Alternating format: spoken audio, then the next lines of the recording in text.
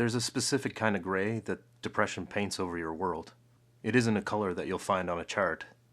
It's a feeling. It's a dull, heavy filter that smothers everything. Makes life feel flat and distant and completely disconnected. For years, that was the only way I could see. My world was a 2D photograph with the color bled out.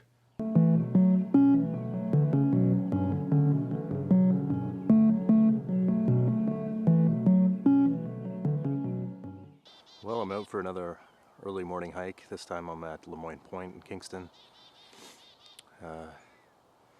Just doing a little wander around, seeing what I can find. The sky looks amazing right now. Been really exhausted lately. Really exhausted. Hard to get any motivation to do anything. Especially record myself, because I don't even want to do that normally. At least I'm out. At least I'm out. That's what I gotta keep telling myself. At least I got out. So I guess I've said that nature photography helped me with my depression and my anxiety, but I didn't really discuss why. So I think I'm gonna be doing that a little bit, trying to delve into why. And it's something that I haven't really thought a lot about, honestly. I just like the quiet, just being outdoors. I guess that's part of anxiety, just constant input from everywhere. People talking, saying hello, simple interactions, driving to work, everything. Every interaction, everything that you do, it just contributes. It's tough to live that way when you feel like everything is contributing to that anxiety inside of you. But getting out in nature and having a quiet walk alone, just listening to the quiet, just a silent, no input. And the photography part of it, I guess, part of my anxiety is like feeling like I need to be doing something. I have to be focused on something, and just that jittery, just electric feeling that you get where you just like can't sit still. The depression and the anxiety and the photography, I think the photography just gives me something tactile, something to touch, something to focus on, like creating a composition, looking for things to photograph, thinking about what my settings should be. All that stuff helps me just stop thinking about the anxiety and the depression, and I just immerse myself in being here and taking the photos. So that's kind of why it's started to help me. But right now I'm struggling, so what are you gonna do? I'm really struggling. Just sucks to feel this way all the time. Just want to disappear. Just want it to end. I want the pain to go away. But I'm out. I'm out taking photos.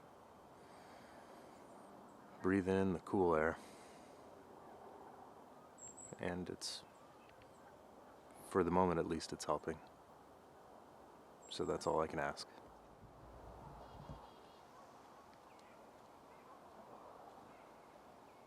And the soundtrack to this colorless film? Anxiety. A constant buzzing static that filled every moment of silence.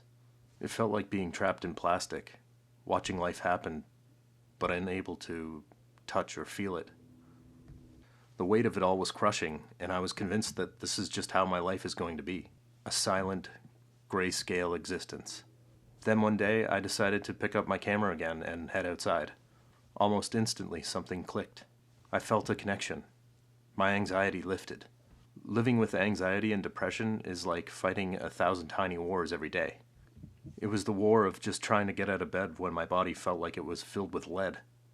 It was the war of facing a day that felt impossibly long and totally pointless. My mind was a relentless narrator of worst-case scenarios, a non-stop feedback loop of self-criticism and fear. This constant mental noise makes it feel impossible to be present. You're always somewhere else, stuck in the past, terrified of the future, but never ever here. It's a state that researchers call rumination, and man is it exhausting. It's like having a radio stuck in your head, and it's always tuned to the worst possible station, and you can't turn it off. I lost interest in everything. Things that once brought me joy felt like chores. My world had shrunk down to the size of my own anxieties, a small, suffocating space where I was both prisoner and guard. I felt disconnected from everyone, lost in my own thoughts. Joy felt like a foreign language that I'd forgotten how to speak. I was desperate for an anchor, anything to pull me out of the storm and put my feet back on solid ground. But nothing seemed to work. The world outside my window just kept moving on, vibrant and full of life, while I just sat there feeling stuck. Once I picked up my camera and started heading out to local trails, I felt my anxiety abate. The more I went out, the less I focused on my anxiety and depression, the less I noticed it. Having the camera in my hand gave me something to occupy my mind, getting the right settings, focusing, trying to find meaningful compositions. I always had an appreciation for the outdoors, but now I felt like I was in it. I was part of it. I was actively looking for beauty everywhere. But why did this work? How does this work? Psychological researchers are working on this very question. Studies suggest that getting outdoors can result in all sorts of cognitive and mood improvements. Anecdotally, I can say that was the case for me.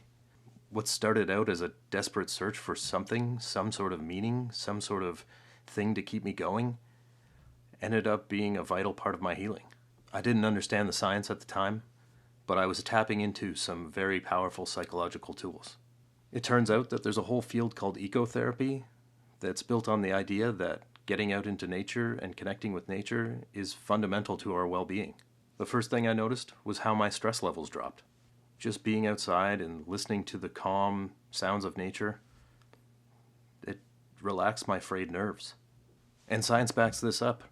Research shows that spending time in nature can lower our cortisol levels, our primary stress hormone.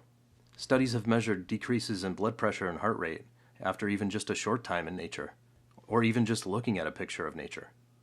For me, photography amplified all of this. Looking for a photo forces you to slow down and really observe your natural environment, shifting your body out of high alert mode and more into a relaxed state. It also actively improved my mood.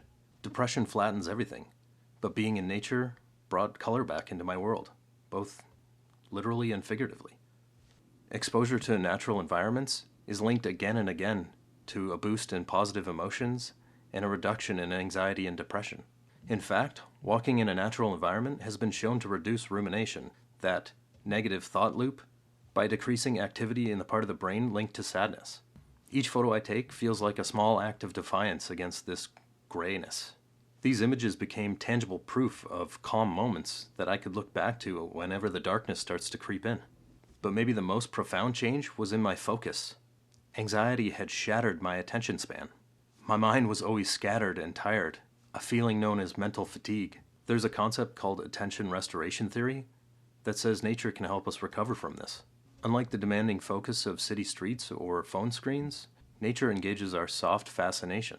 It captures our attention effortlessly, allowing our brains to rest and recharge. This is where the magic of fractals comes in.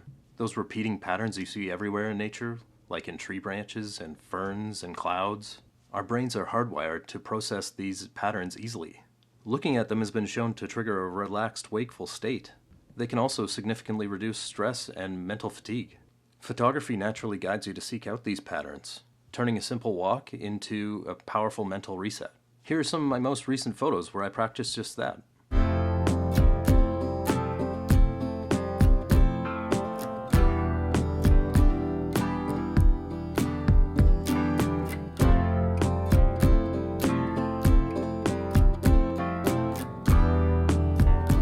If any of this sounds familiar, I want to invite you to try it.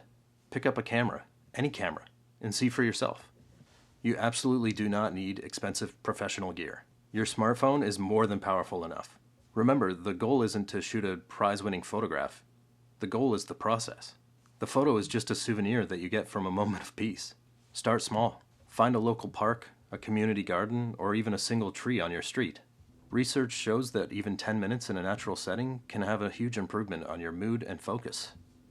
Give yourself that small window of time and leave your headphones at home. The idea is to engage your senses. As you're out, just let your curiosity lead you. Don't go out with a mission to find something spectacular. Instead, practice noticing the small things.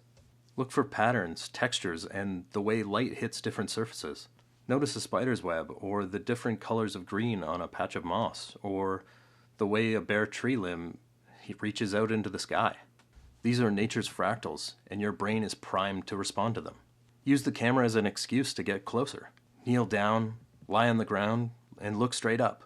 Changing your physical perspective can help you change your mental perspective as well. The act of composing a photo is an exercise in control and expression. This can feel incredibly empowering when so much else feels helpless. And please, don't judge your photos. This isn't about performance, it's about presence. Let each picture be a quiet celebration of a peaceful moment where you were fully there. This journey has been about so much more than taking pictures. It's been about reconnecting with the world and, in turn, reconnecting with myself. It's a practice, not a cure, but it's a tool that's helped me find my way back to the present moment again and again. So now, I'd love to hear from you. Have you found healing in creative practice or in nature? Share your story in the comments. Your experience might be exactly what someone needs to hear for them to take that first step. The world isn't a flat gray photograph to me anymore. It's deep, vibrant, and filled with infinite detail. Depression and anxiety are still part of my story, but they're not the whole story. They're no longer the only lens I see through. Picking up a camera didn't solve everything, but it gave me a way to navigate the chaos. It taught me that I have the power to change my focus and choose what I pay attention to. Nature was always there, waiting with its calming patterns and restorative presence. The camera was simply a key that unlocked the door, allowing me to step outside of my own head and into the healing beauty of the world. It reminded me that I'm part of something larger, something intricate and resilient, and I'm going to keep moving forward on this journey.